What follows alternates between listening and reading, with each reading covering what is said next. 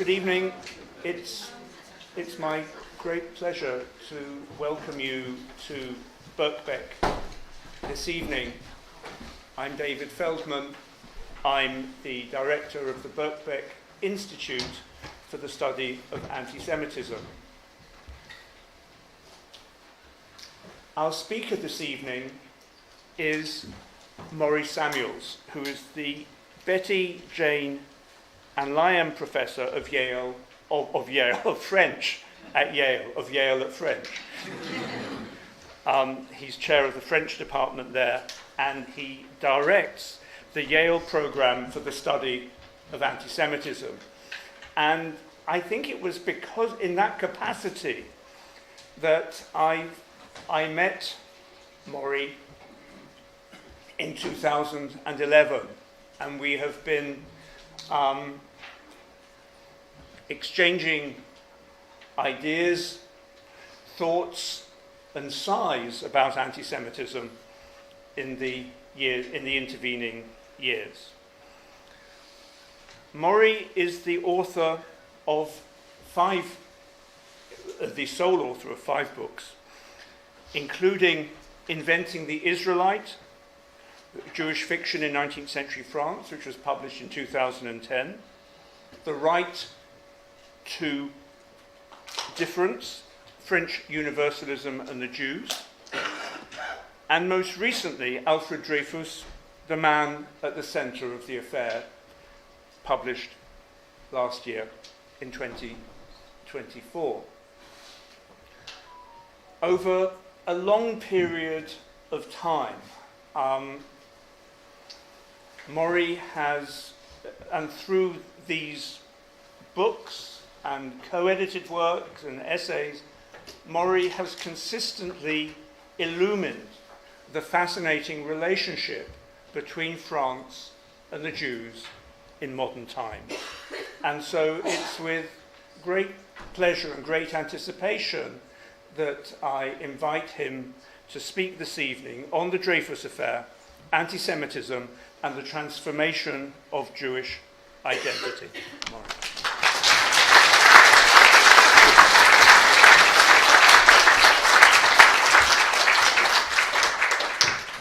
Well, thank you, David, and thank you to everyone at Birkbeck, to Jan and Naomi, really expert organization.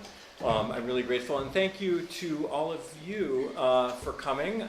Several, familiar faces and a lot of new ones, and I'm happy to be able to talk about my new book on the Dreyfus Affair, which was published in Yale's Jewish Lives series. And if you don't know that series, it's really a wonderful series of short, readable biographies of famous Jewish figures from antiquity to the present.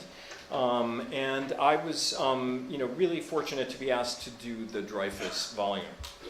So what I'm going to try to do tonight, it's a little bit of a summary of my book, and I'm going to go through some of the key elements of my argument in the book. But for those of you for whom the history might not be totally fresh, I'm also going to be telling a little bit of the story of the affair. So, in 1894, a Jewish officer in the French army named Alfred Dreyfus was accused of selling military secrets to Germany. Tried and found guilty based on trumped-up evidence in a hasty court-martial, he was shipped off to Devil's Island, a remote penal colony off the coast of French Guiana, where he began serving a life sentence under unbelievably brutal conditions. Meanwhile, back in France, his devoted wife and brother launched a campaign to prove his innocence that wound up dividing the French nation and riveting the world. The Dreyfus Affair, as the case came to be known, plunged France into crisis because it raised fundamental questions about the nature of liberal democracy, the form of government that guaranteed rights to the individual through the rule of law. It raised these questions at a moment when liberal values were triumphing throughout much of the world, but also when the seeds of anti-liberalism were being planted in many of the same nations that had pioneered political freedom. On its face, the affair asked whether individual citizens could claim the right to impartial justice, even when this right conflicted with military or national interest. On a deeper level, it asked whether religious and racial minorities belonged in the nation at all. Scholars have thoroughly explored the ins and outs of Dreyfus's legal case, as well as dozens of other topics related to the affair. They've shown how it widened divisions between left and right in France, led to the separation of church and state, witnessed the first interventions by intellectuals in political matters, and even changed social and gender relations in lasting ways. Surprisingly, however, the Jewish dimension of the affair has received relatively little attention. And when I say that, I don't mean to say that people don't mention that Dreyfus is Jewish. So every book about the affair, of course, mentions that Dreyfus is Jewish. What I mean is that Jewishness is rarely the focus of scholarship on the affair. And this hesitation dates to the early days of the affair itself, when Dreyfus's family and other supporters, many of them Jews, sought to broaden their coalition by emphasizing the universal values at the core of the case, so truth, justice, the rule of law, etc., rather than the supposedly narrow issue of anti-Semitism. They also wanted to avoid seeming to support Dreyfus merely out of sectarian impulses, and to give the lie to accusations by anti-Semites that Dreyfus was being defended by a powerful Jewish syndicate. That's what people were accusing the Jewish leaders in France of. So ever since the time of the affair, scholars, especially in France, have tended to share this universalizing of the affair. Most scholars treat the issue of anti-Semitism only tangentially, and some go as far as to deny its importance to the case. In contrast, my recently published biography argues that Dreyfus's Jewishness was central to every aspect of the case, from why he was accused to why the case became an affair. And in my talk today, I'll lay out my reasoning, focusing primarily on the issue of anti-Semitism. I'll conclude by examining the effect that the Dreyfus Affair had on Jews around the world, showing how it laid the groundwork for the emergence of a modern form of Jewish identity conceived in response to anti-Semitism. First, though, some background on Dreyfus himself and on the affair that bears his name. So, Alfred Dreyfus was born in 1859 in Mulhouse in the French province of Alsace near the border with Switzerland. So that's Mulhouse in red. So the far eastern part of France. Thanks to the French Revolution, when France became the first European nation to grant Jews full civil rights in 1790 and 91, French Jews had become the best integrated Jews in the world by the middle of the 19th century. And the rise of the Dreyfus family typifies this success. Alfred's father, Raphael Dreyfus, started out as a peddler of cloth in Mulhouse, which was a capital of textile manufacturing. And in the 1860s, he took advantage of the disruption in the cotton trade caused by the American Civil War to launch his own factory.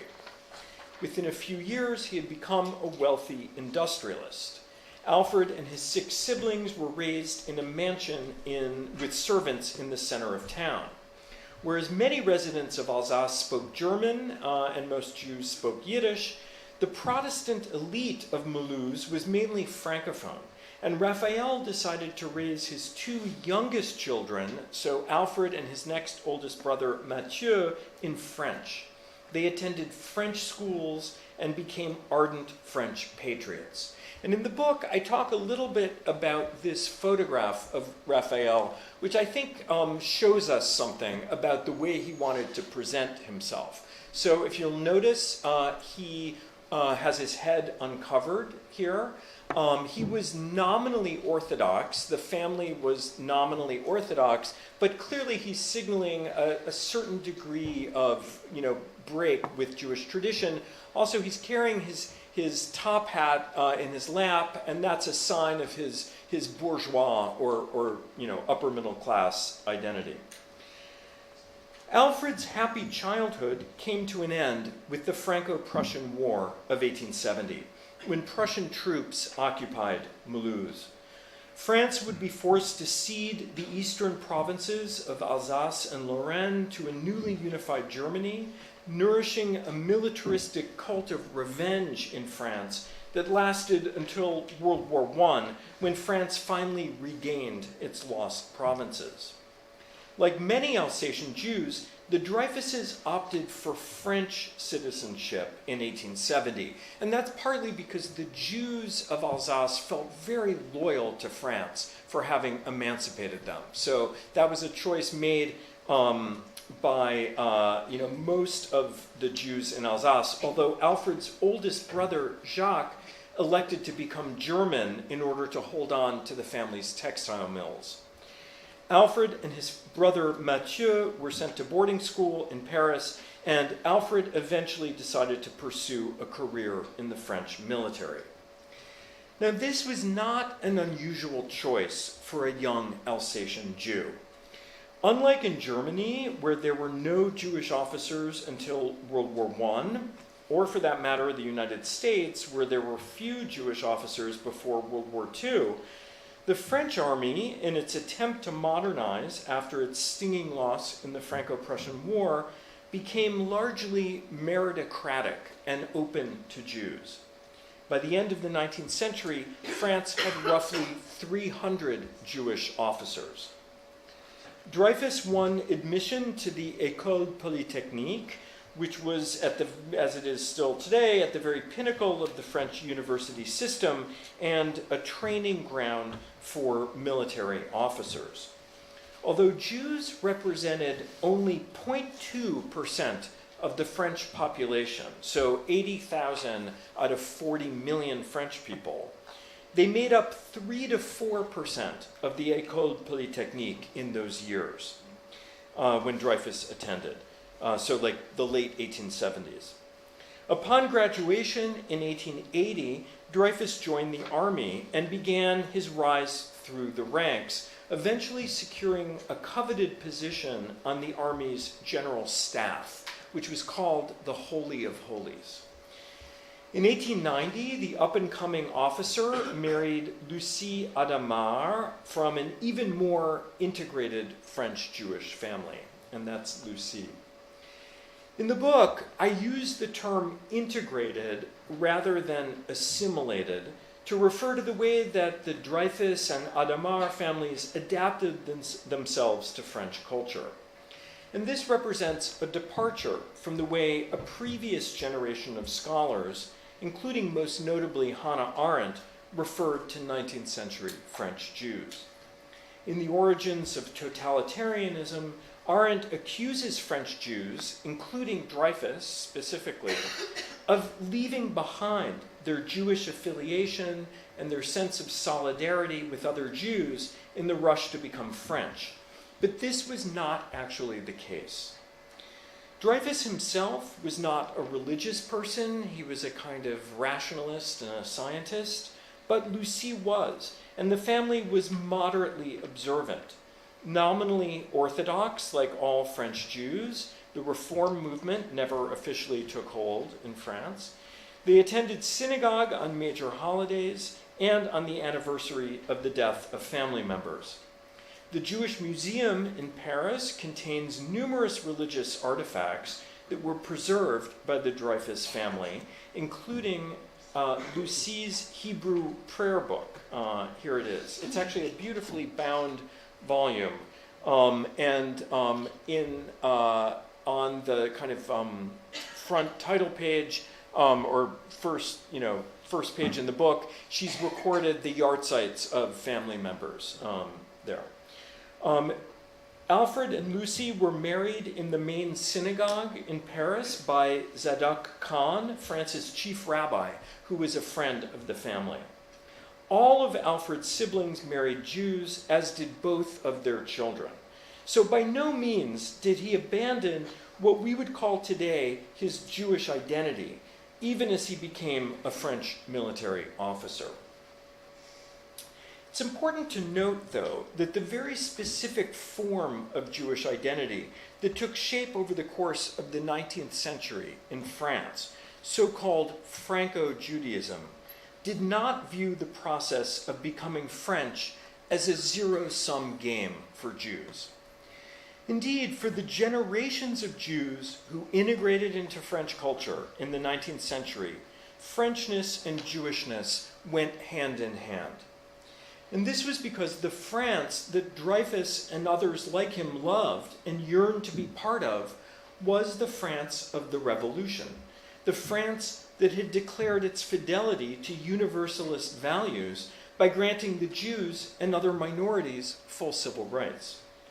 As Jews, they therefore felt doubly French, since it had been their emancipation that had helped define the new kind of nation that France had become. This model of the nation, the universalist model, was called into question by the dramatic rise in anti-Semitism that began in France in the 1880s. Now, France has always posed a kind of conundrum for scholars of anti-Semitism, that the European country that had showed the most openness to Jews was also the country where the new racist form of anti-Semitism took one of its most virulent forms. However, what seems like a paradox is not actually one, since modern anti-Semitism could be seen to develop in direct reaction to that openness. It was the new visibility of Jews in high-profile arenas in France, in business, the arts, and especially the Republican state apparatus, including the military, in the late 19th century, that made them targets both for nationalists on the right and for a certain strain of socialists on the left. By the 1880s, France was increasingly divided between two competing visions of its past and its future. One was progress-oriented. It welcomed the changes brought about by the French Revolution, the political, economic, and social liberalism that had triumphed by the end of the 19th century. The other was disgruntled and nostalgic. Some in the anti-modern camp yearned for a return to the old feudal order and for a society rooted in conservative Catholic religious values.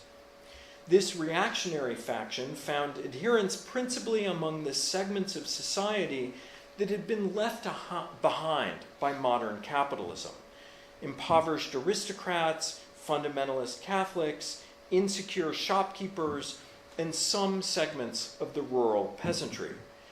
By the 1880s, this anti-modern group increasingly expressed its frustration through anti-Semitism.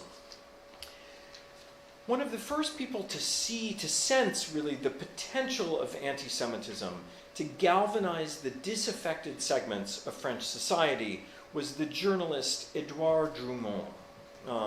He published a 1,000-page screed entitled La France Juive, so Jewish France, in 1886.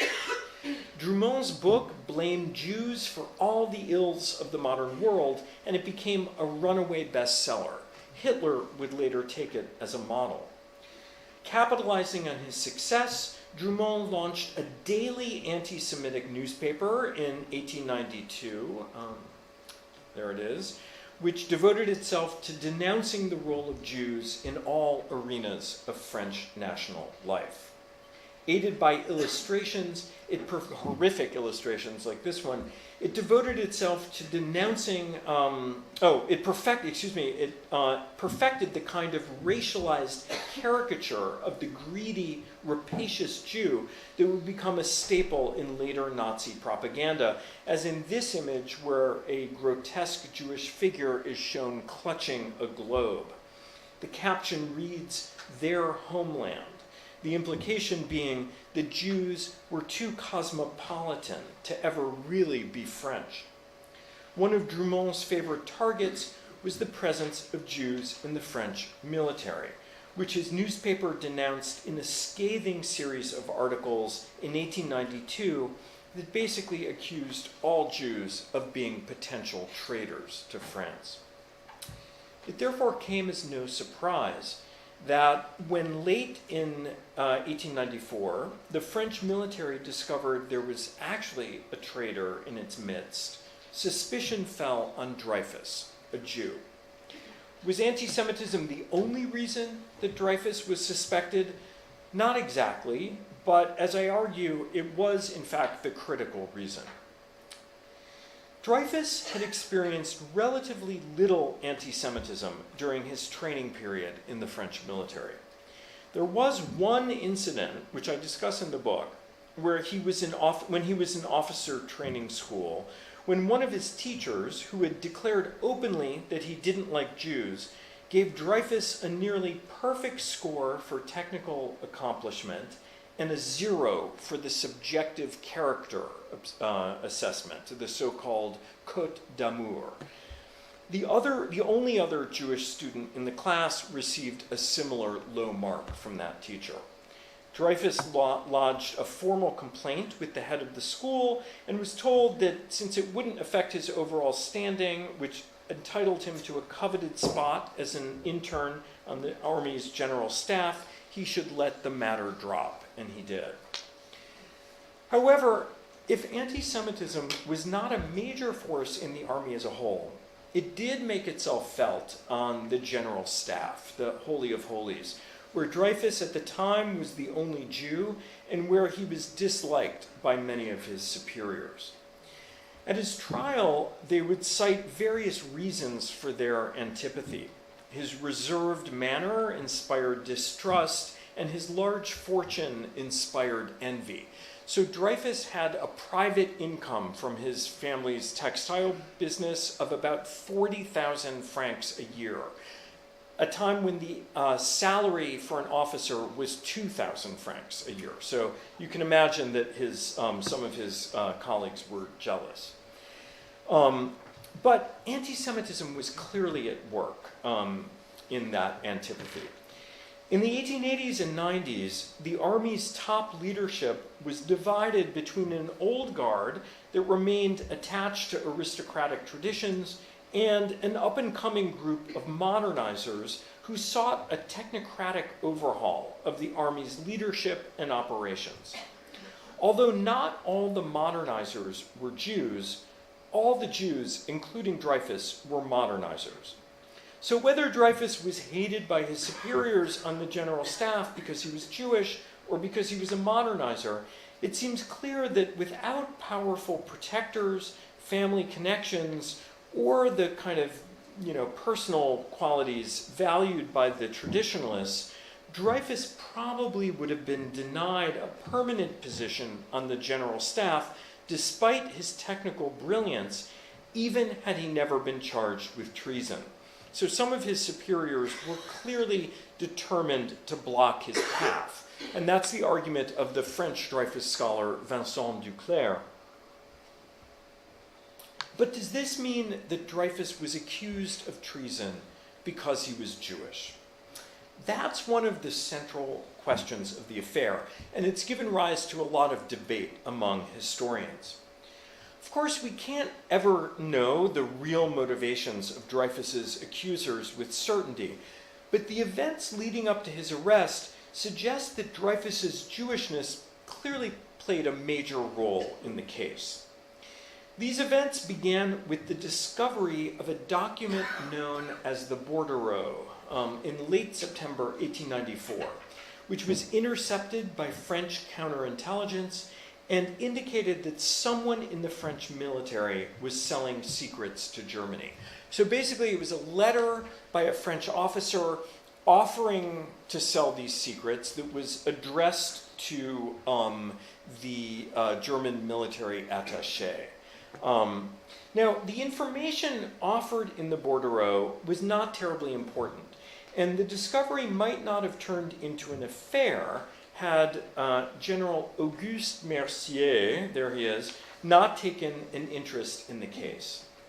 A graduate himself of the École Polytechnique, Mercier was considered a modernizer, and his appointment as Minister of War in May 1894 had angered the nationalist far right.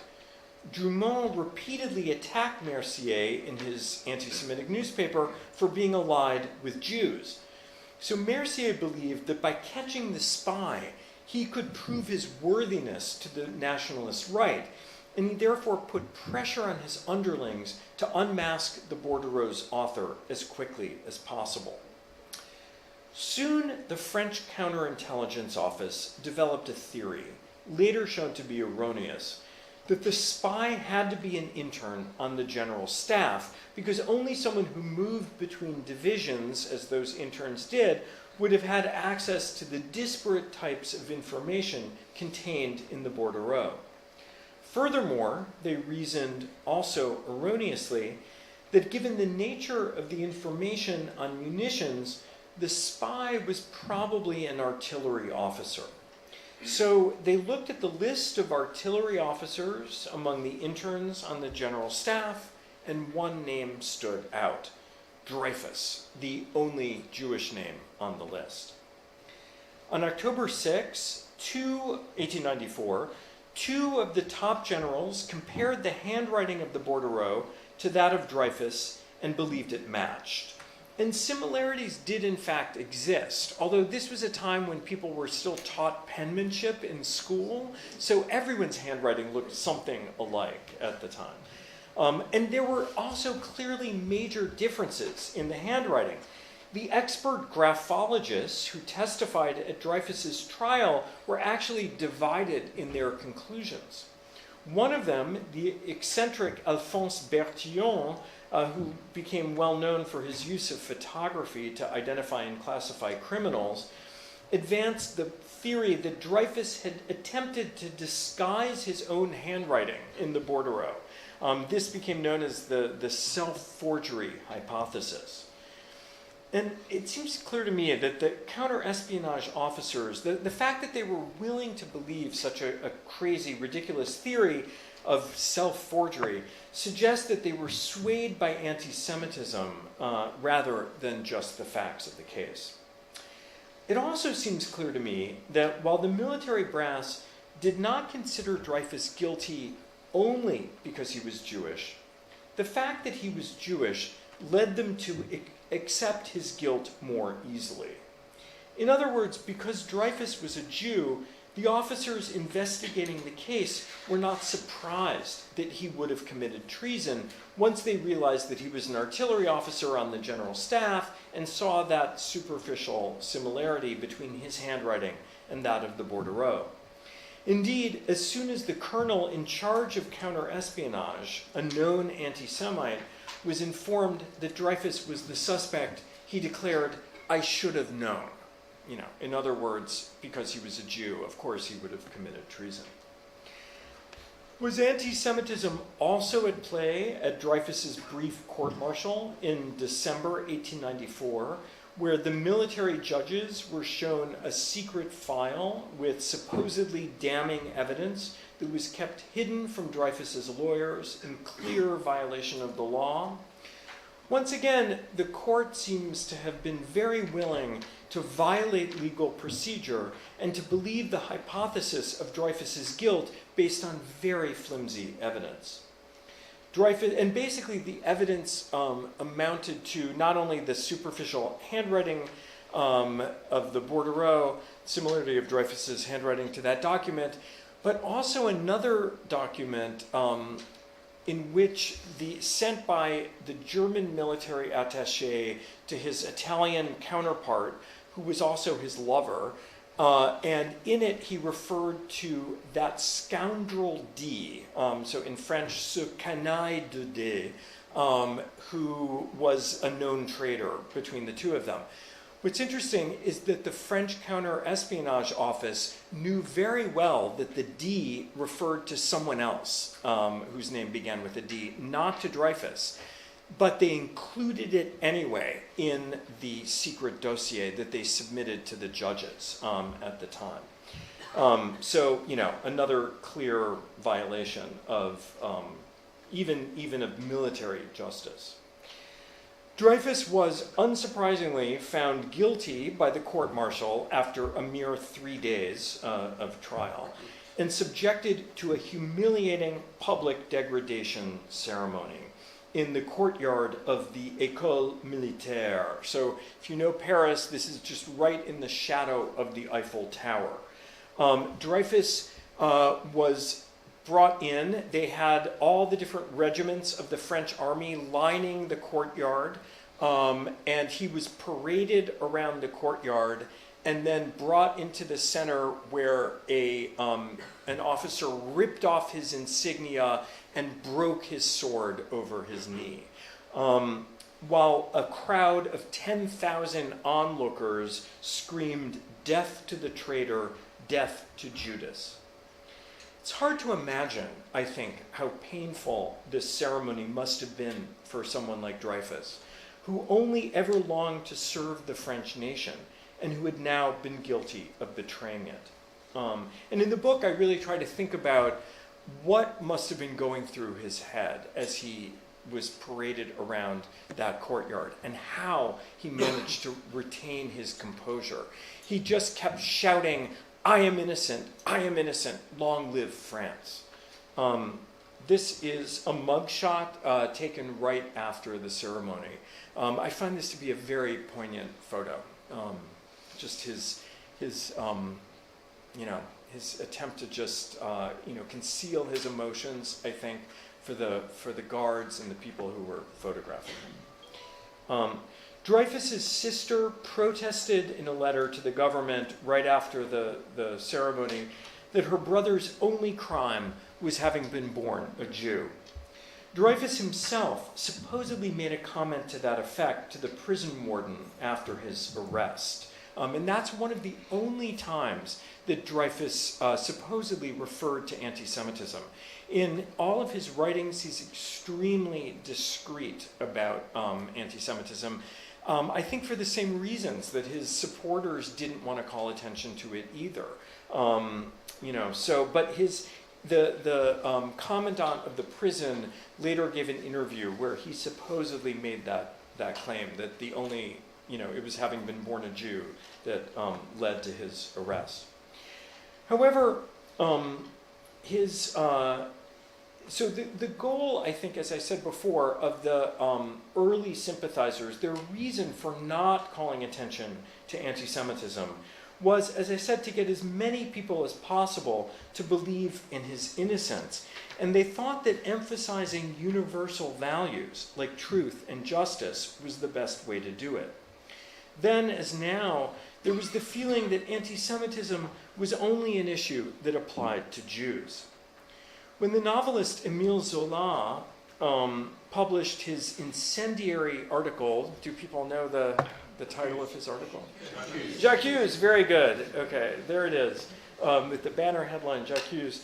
When Zola published that in January of 1898, it essentially blew the lid off the case by exposing how the army's top brass, including Mercier, the Minister of War, had attempted to frame Dreyfus. Zola barely mentioned the issue of anti-Semitism. But the publication of Zola's article set off a series of anti-Semitic riots that lasted for months. Over 69 French cities and towns, many with no Jews, witnessed anti-Semitic agitation in the spring of 1898. The most violent demonstrations occurred in colonial Algeria, where Jews were beaten and some even killed, not by the local Arab population, but by non-Jewish Europeans. By this point, France had become divided between Dreyfusards and anti-Dreyfusards. And in the book, I try to understand what was at stake for each camp. At first, many of those who opposed Dreyfus did so because they genuinely believed he must be guilty. And that includes many of the members of the Jewish community.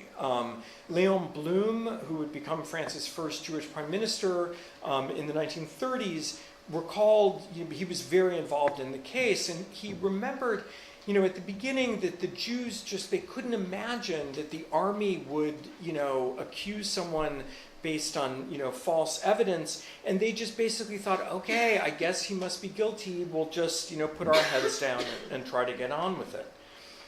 But after the revelation that the bordereau was not the work of Dreyfus, but of a dissolute minor nobleman named Ferdinand Walsin Esterhazy, there he is.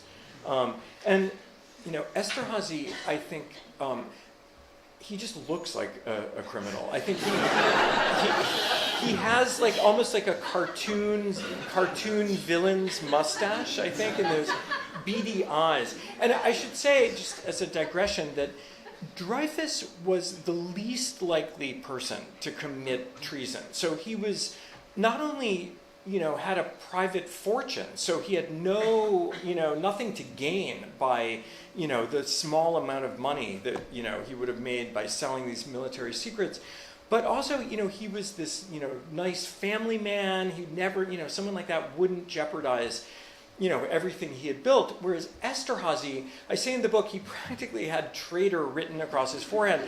So he was, he had major debts. He was a gambler. He had mistresses all over the place. And he brazenly would show up at the German consulate, to offer his services. So, so after it was revealed that the bordereau was the work of Esterhazy, and that the army had tried to cover that fact up, a disturbingly large percentage of France remained dedicated still to opposing justice for Dreyfus.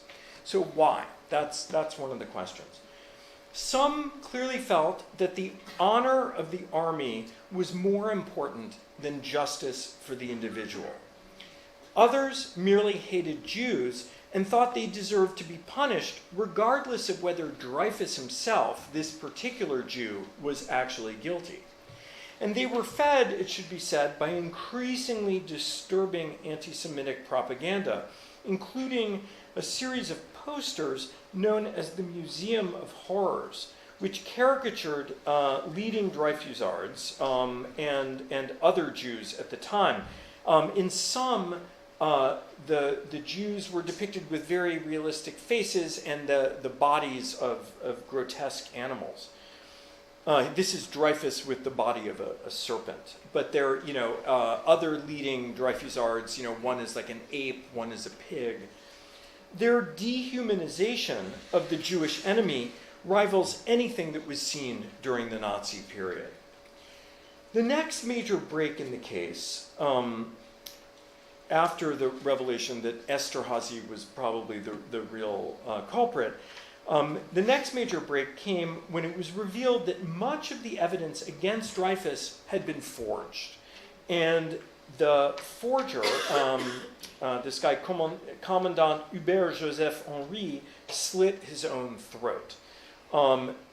Again, I'll digress for a second to say that Henri, who was in the counterintelligence office, who was worried that the evidence wasn't good enough, even the evidence, the really marginal evidence, like the Scoundrel D letter. So he began to fabricate more evidence against Dreyfus, forging these documents. Turns out he was a very bad forger and didn't notice that one of his, or even more than one, of the papers he would paste in bits of a document onto a letter, written by the German military attaché. So documents that actually named Dreyfus. But he didn't realize that he was doing it on graph paper, and that the graph paper was a different color, were two different colors. One was, maybe he was colorblind, but it was purple and pink. So that eventually came to light. He was arrested, and he slit his own throat in prison.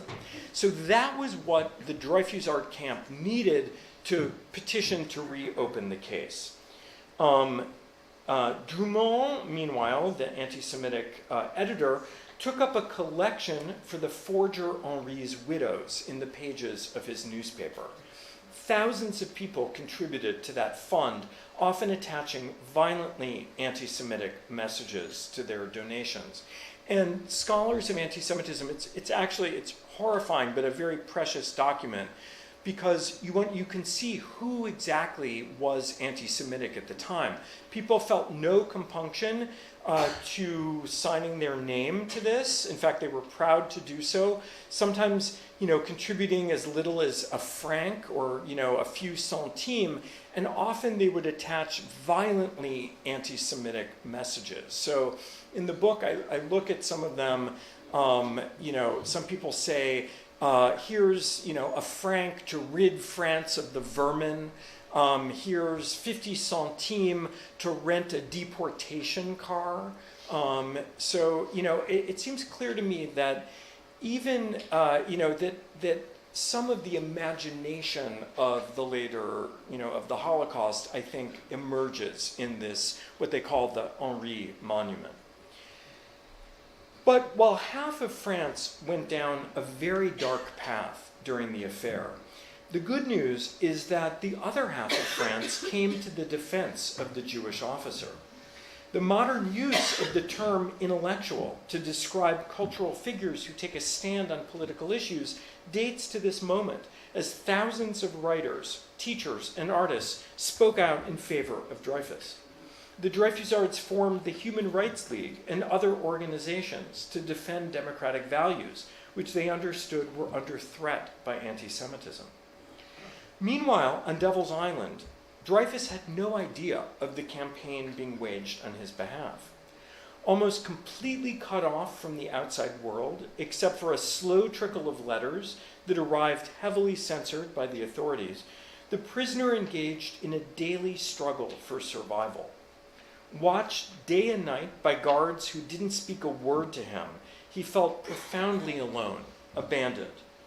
His days were spent gathering wood to cook his meals before the blazing heat drove him inside his tiny hut, where he spent most of his time writing letters and reading a range of books, including mathematical treatises and novels by Balzac and others. He even learned English to read Shakespeare in the original. And I try to think about in the book, what enabled him to survive 5 years of torture like that? And, it's clear to me that this was someone who was himself a truly intellectual person. And I think he was able to draw on those intellectual resources to get him through, as well as, the love for his family and his desire for the sake of his children, really, to clear his name. The long nights were the worst. In order to prevent his escape, the guards began chaining him to his bed so that he couldn't move as tropical insects crawled all over his body, attracted by the light that shone on him at all times. He wrote in his journal that it was his desire to clear his name, as I said, that really kept him going for these 5 years of torment. While some historians have seen Dreyfus as incidental to the affair that bore his name, since he was outside of France as the fight to free him took place, and one of the most famous books in French about the affair is The Affair Without Dreyfus. It was really only thanks to his extraordinary will to survive that justice eventually triumphed. The historian Vincent Duclerc, rightly, I think, sees Dreyfus as a model of resistance to the totalitarian regimes that would mark the 20th century. Eventually, as evidence of his innocence emerged, The army was forced to throw out the earlier judgment against Dreyfus and to bring him back from Devil's Island for a second trial. While the first court-martial had lasted only 3 days, the second one played out over the course of several weeks in August and September 1899, and it was covered on the front pages of newspapers throughout the world. The American press, I spent a lot of time looking at the American press, it was particularly interested in the case, and it was uniformly pro-Dreyfus, which may come as a surprise given the level of, nativist, racist, and anti-Semitic sentiment that prevailed in the US at the time. In articles about the case, leading writers like Mark Twain took pains to underscore the dangers that right-wing nationalism and anti-Semitism posed for French democracy. Stick thin, his hair turned white even though he was only 39 years old, Dreyfus did his best to respond to the hostile questions of his judges and lawyers, and the lawyers for the prosecution at his second trial. However, his voice, which had become hoarse from years of not speaking, and his naturally reticent demeanor did not endear him to the judges or the public. Despite his evident innocence, the military court found him guilty again, albeit this time with extenuating circumstances. How there could be extenuating circumstances when it came to treason, the court didn't explain. But the French government now realized it had to do something to prevent an international outcry and possibly a boycott of the 1900 World's Fair. So basically, every other country assumed that Dreyfus was innocent and was putting pressure on France.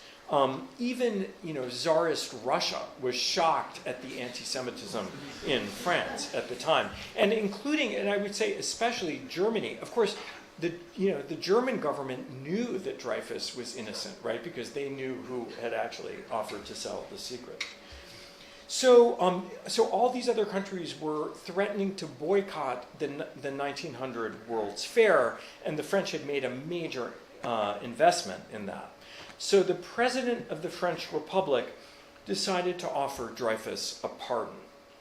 Although his most hardline defenders urged Dreyfus to refuse the pardon, he couldn't go back to Devil's Island, right? So he eventually accepted it on the condition that he could still continue the fight to clear his name. He was reunited with his wife and 2 children shortly after, but it took until 1906 until he was completely exonerated by the French courts, reinstated in the army, and awarded the Legion of Honor.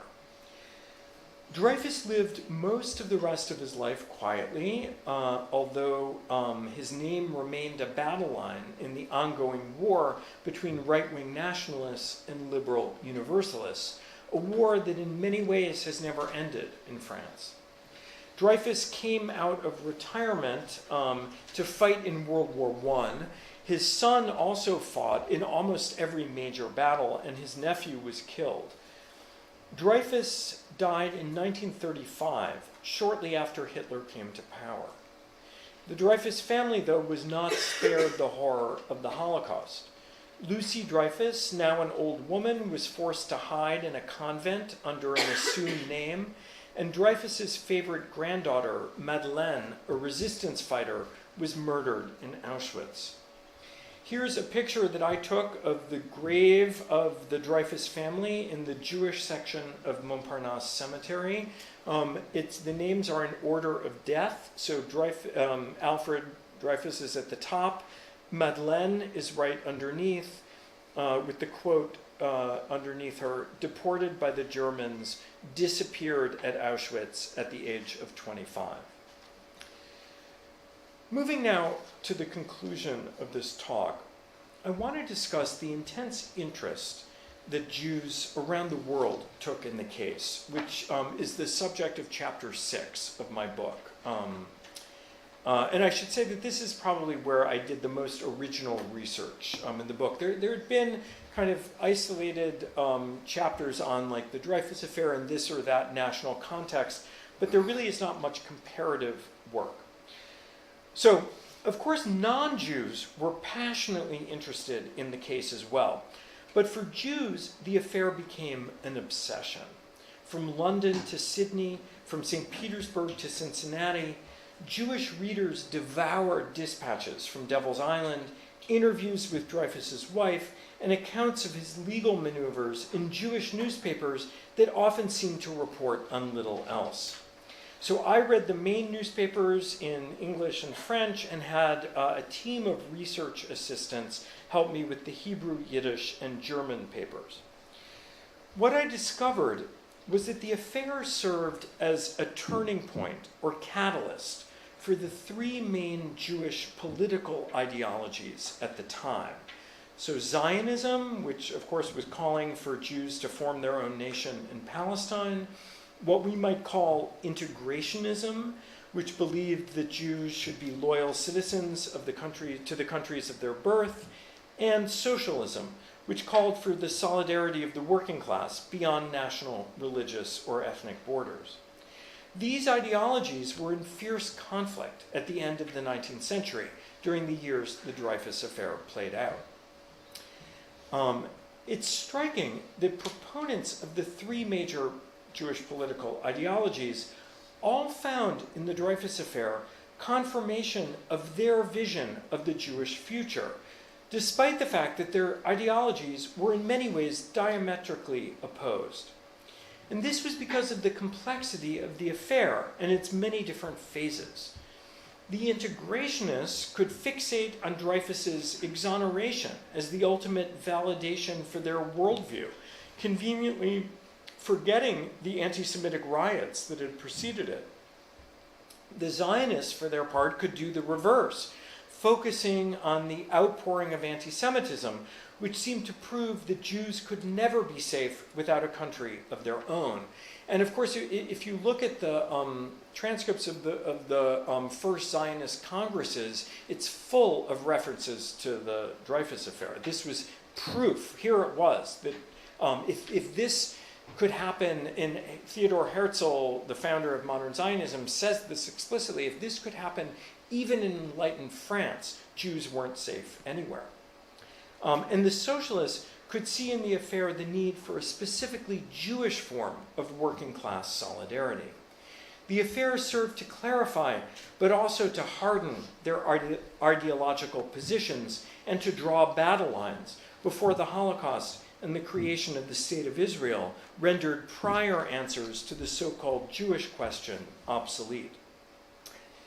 It could also be argued, though, that the affair brought out not just differences, but also a fundamental similarity in the way that Jews viewed themselves and their world.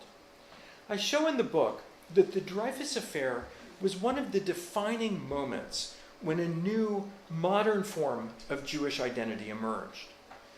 Prior to the 19th century, Jews felt linked to other Jews throughout the world, but these ties were mainly religious, so the experience of participating in the same rituals, being bound by the same laws, or they were national, being part of an ancient nation now dispersed. In the 19th century, such bonds began to melt away for many Jews as secularism took hold and Jews began to feel a part of the countries in which they lived, especially in Western Europe. But the old bonds were replaced by a new unifying force, the memory of and ongoing fear of anti-Semitic persecution. This was what came to define Jewish identity for many modern Jews, and it arguably remains the common denominator constituting Jewish identity today. The Dreyfus Affair represents one of the key moments when this new identity took shape. Along with a series of earlier anti-Semitic crises, such as the Russian pogroms, the affair reminded Jews of their belonging to a people with a painful history. The affair tapped into a shared understanding of the difficulties Jews faced in the past, and as a result, inspired them to feel a sense of solidarity with other Jews in the present. Turn-of-the-century Jews may have disagreed about almost everything having to do with Jewish life, from how to worship to the need for a Jewish state. But they could come together in shared sorrow as they read about the plight of the prisoner of Devil's Island, and they could rejoice together as the vindicated Jewish officer received the Legion of Honor. I argue in my book that it was in the collective experience of the affair that a new Jewish sense of community took shape beyond national, ideological, or religious borders. Thank you.